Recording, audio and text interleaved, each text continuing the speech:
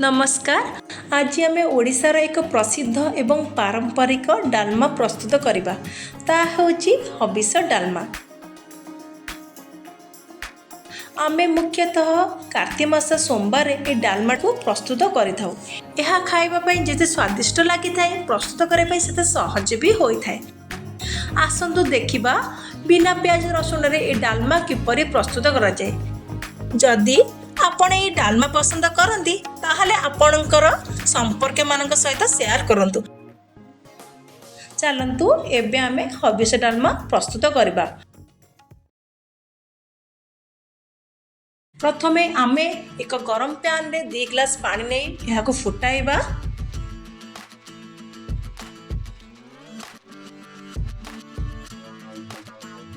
तापरे आमे कंचामुग डाली को भल भाव धोई एथरे पकाई दबा। वर्तमान आमे एथरे कंचा कदली कंदमूल और सारू को पकाई 2 ରୁ 3 मिनिट पर्यंत फुटाइबा पई छाड़ी दबा। एबे आमे कदली एवं सारू रु बाहरी थिबा फेण को बाहर कर दबा, नहले डालमार स्वाद कमी जिवो।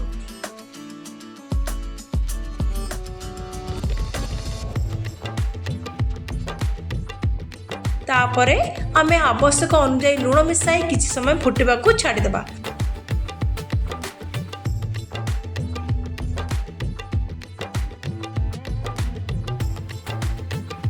तापरे आमे एथिरे टिके छेचा अदा मिसाई दबा।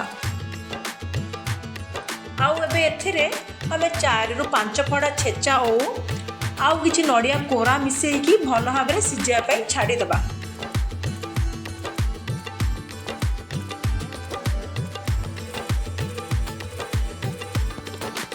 आपण चाहिले ये डालमा को प्रेशर कुकर रे करि परिबे, नहले एमती कवर यूज करिकिना सिजेई भी पारिबे।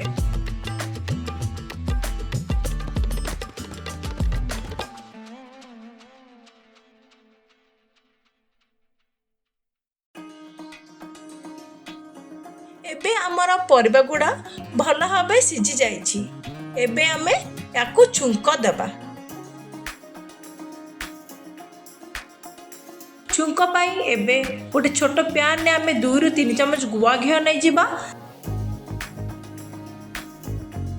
सेथरे किछि जीरा और सुखा लंका नहीं कि फुटाई दबा।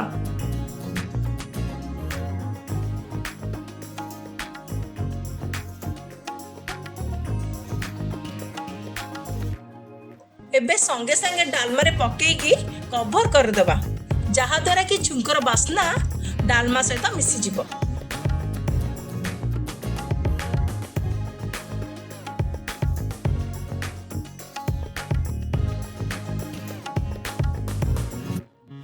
बस आमर एबे हबिष डालमा ऑलमोस्ट प्रस्तुत हो साराणी। याकू आहुरी स्वादिष्ट करने आमे एथिरे टिके जीरा लंका गुंड पकेई मिक्स कर दबा। देखंतु एबे डालमा पूरा प्रस्तुत हो जाइछि। देखिया पई जतिकी भल लागुछि खाइबा पई सेतिकी स्वादिष्ट भी लागिबो। आमर एही डालमा को सोमवार नहले गुरुवार करिकी अरुआ भात सहित खाई परिबे। जदि आपन को ये डालमाटी भल लगी थाए तो गोटे लाइक करंतु आउ आपन को ग्रुप रे शेयर कर दियंतु।